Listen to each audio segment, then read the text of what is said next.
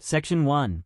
This section involves a conversation between a travel consultant and a client discussing an elaborate, customized travel itinerary. The conversation includes complex discussions about travel logistics, preferences, and specific conditions. But first you have time to go through questions 1 to 5.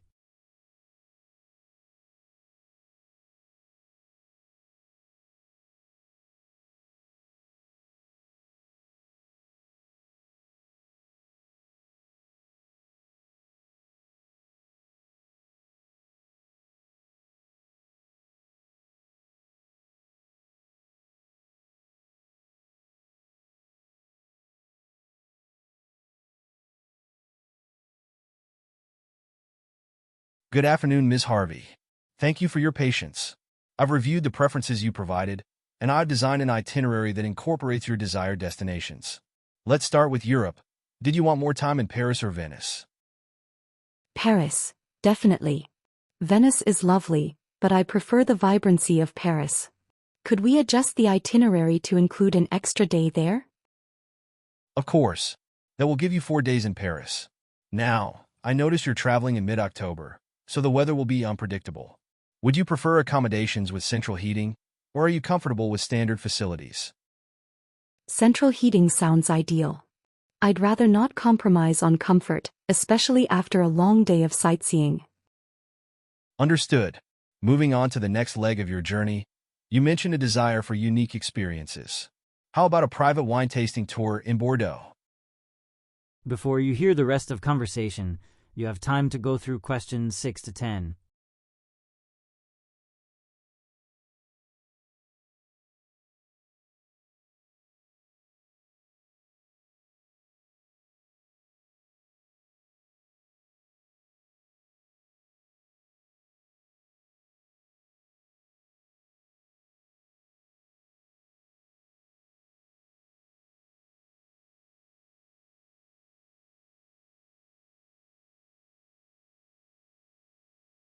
That sounds intriguing. Now, for the next leg, you mentioned Vienna. How long did you suggest staying there? 3 days should suffice given your interest in architecture. You can visit the Schönbrunn Palace and the Belvedere Museum. But, please note, the Belvedere has limited guided tours in English. Shall I book one in advance? Yes, that would be perfect. Also, I'd like a high-speed train to connect Vienna to Prague. Are there flexible departure times? Yes, there are multiple options, but tickets sell out quickly during the weekends. I recommend booking soon. Section 2. In this section, a nutritionist delivers a detailed talk about the challenges of maintaining a balanced diet in urban environments, focusing on hidden sugars and misleading product labeling. But first you have time to go through questions 1 to 5.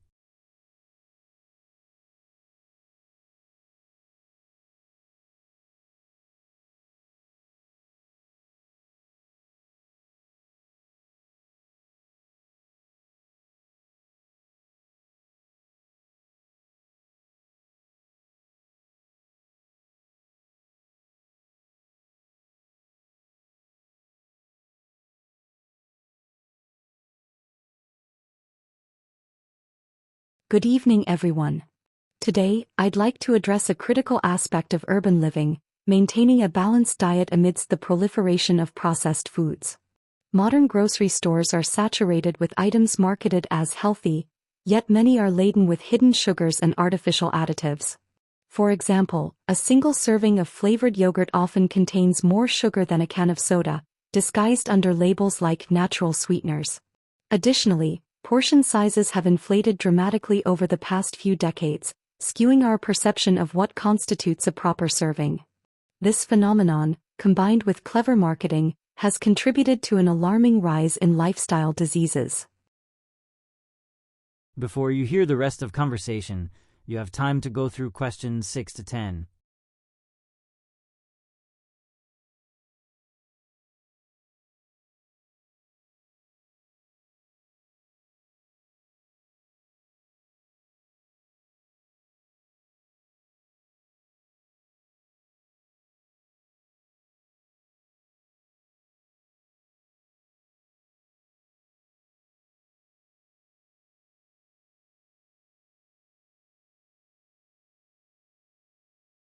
To combat these issues, consumers must develop label literacy.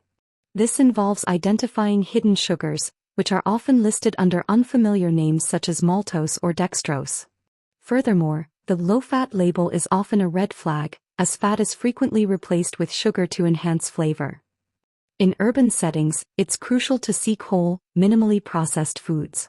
Farmers' markets can be an excellent resource for fresh produce, though their availability varies. Finally, preparing meals at home allows for better control over ingredients and portion sizes. Section 3. In this section, a group of 3 university students is discussing their group project on the impact of artificial intelligence on employment. The conversation is fast-paced, with technical terms and differing viewpoints.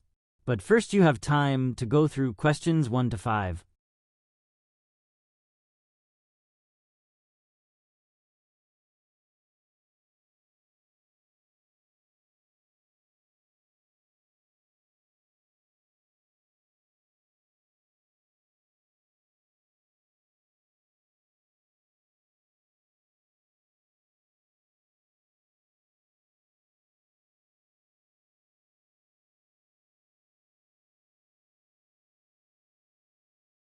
Okay, so for our project on artificial intelligence and employment, what area should we focus on? Automation seems like an obvious choice. True, but I think we should examine the human element, like how AI is reshaping job roles, not just replacing them. That's interesting, but we also need to address the ethical implications, like bias in AI algorithms.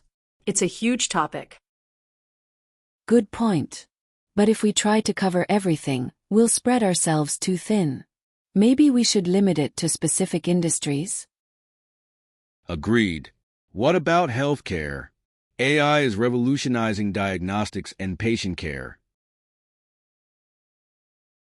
Before you hear the rest of conversation, you have time to go through questions 6 to 10.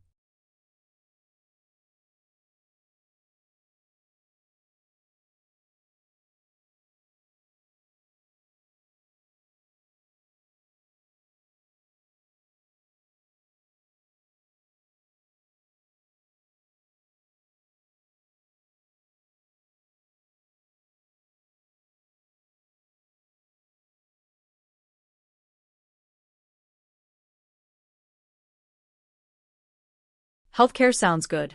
We can examine how AI-powered systems are improving efficiency in hospitals. But we should also highlight challenges, like data privacy concerns. Absolutely. Patient confidentiality is critical, especially with AI systems processing large data sets. Agreed. Let's also include a case study on telemedicine. It's become so popular recently, especially during the pandemic. Good idea. We can analyze its pros and cons. Should we also include some statistics? Definitely. We'll need credible sources. I'll handle gathering the data. Section 4. In this section, a professor delivers a lecture on the role of microplastics in ocean pollution. The lecture is highly detailed, with scientific terminology and extensive examples. But first you have time to go through questions 1 to 5.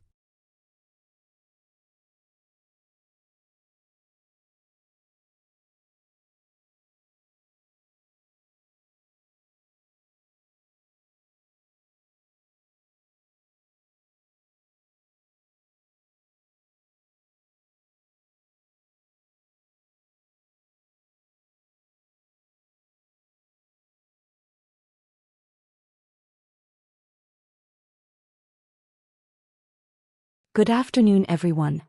Today's topic is the alarming proliferation of microplastics in the world's oceans. Microplastics, defined as plastic particles less than 5 millimeters in size, originate from a variety of sources, including degraded larger plastics, synthetic fibers, and even cosmetic products. Once these particles enter the ocean, they are ingested by marine life, often causing severe physiological harm. For example, microplastics have been found in the digestive systems of over 60% of fish species studied. This not only affects marine biodiversity but also poses a risk to human health, as these fish are part of our food chain. Before you hear the rest of conversation, you have time to go through questions 6 to 10.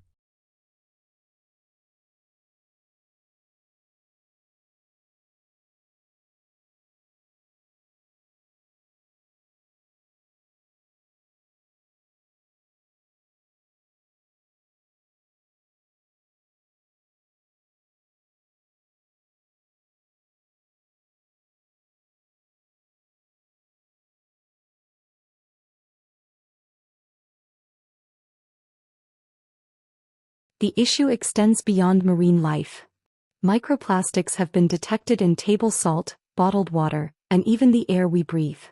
These particles are so small that they bypass filtration systems, entering water supplies and food production. Efforts to mitigate this problem include international agreements to reduce plastic waste and innovations in biodegradable materials. However, these measures are insufficient without public awareness and behavioral change. Reducing single-use plastics and supporting policies to limit plastic production are essential steps forward.